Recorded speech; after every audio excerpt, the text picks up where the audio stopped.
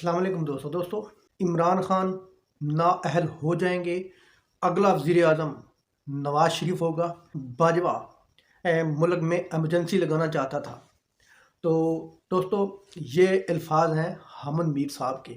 हमद मीर साहब दुनिया news TV को इंटरव्यू दे थे। उस इंटरव्यू में तैल का खेज इंकशाफात किए हैं और बड़े संगीन इल्ज़ामात लगाए हैं जनरल बाजवा साहब पर। उन्होंने कहा है कि जी इमरान खान के पास तो पता नहीं है मुझे, लेकिन शहबाज शरीफ के पास बहुत से ऐसे सबूत हैं कि जिनके ज़रिए बाजवा पर आर्टिकल 6 की कार्रवाई की जा सकती है कि वो मार्शल लॉ लगाना चाहते थे इस रजीम चेंज से पहले। उसके बाद साफ़ी के सवाल पर हमद मीर साहब ने कहा कि जी इस मुल्क का हर लीडर इस मुल्क से जाता है, जब वापस आता है तो वज़ीर आज़म बनता है, फिर वो अपनी हुकूमत करके फिर वो चला जाता है, जिस तरह भी जाता हो, लेकिन जब वापसी आता है वो इस मुल्क का वज़ीर आज़म ज़रूर बनता है। तो वो सीधा सीधा इशारा कर रहे थे नवाज शरीफ की तरफ। फिर उन्होंने नवाज शरीफ का नाम अपने मुंह से ही ले लिया। फिर साफ़ी ने पूछा कि नवाज शरीफ साहब भी गए हुए हैं, क्या आप वापस आएंगे तो वज़ीर आज़म बनेंगे? तो फिर वहाँ पे उनके जो चेहरे के तासुरात थे ना, उन्होंने इस तरह मतलब कि जवाब दिया कि जिस तरह के उनको पता हो कि जी हाँ वाकई ही नवाज शरीफ साहब ही बनेंगे। उन्होंने थोड़ा सा बात को घुमा फिरा के कहा कि जी ये तो मैं नहीं बता सकता, लेकिन जो वापस आता है हुक्मरान, वो वापस आकर वज़ीर आज़म ज़रूर बनता है।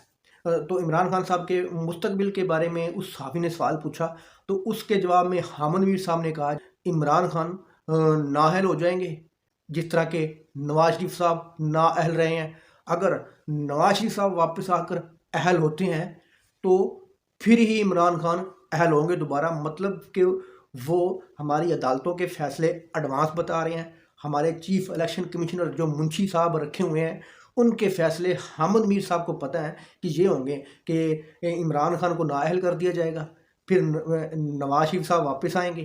तो इमरान खान साहब ने केस किया होगा कोर्ट में कि अपनी नाअहली के ख़िलाफ़, तो उस अदालत में इमरान खान की नाअहली तब ख़त्म होगी जब नवाज शरीफ को अहल किया जाएगा। तो दोस्तों ये इंकशाफात कर रहे हैं हमद मीर साहब के, जिनको एडवांस में पता है कि हमारी अदालतों में और हमारे चीफ इलेक्शन कमिश्नर ने ये फैसले देने हैं इमरान खान के बारे में और नवाज शरीफ के बारे में।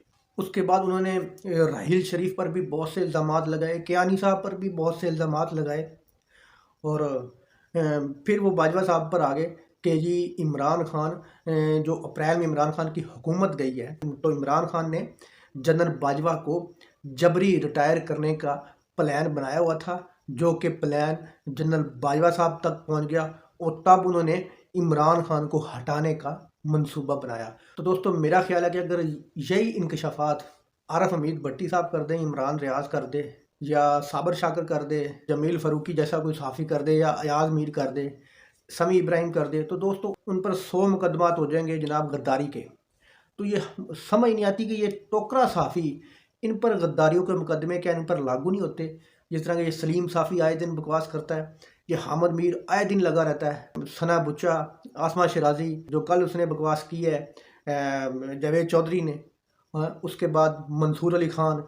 मेरा ख्याल कि इनके ऊपर कोई कानून नहीं लागू होता, ना ही ये इम्पोर्टेड कंपनी ये नवाज शरीफ शहबाज शरीफ टोला के ऊपर कोई कानून लागू होता है, कोई आइन लागू होता है। ये सारे के सारे आइन पीटीआई प्रो जो सहाफ़ी हैं उन पर लागू होते हैं या पीटीआई के लोगों पर लागू होते हैं।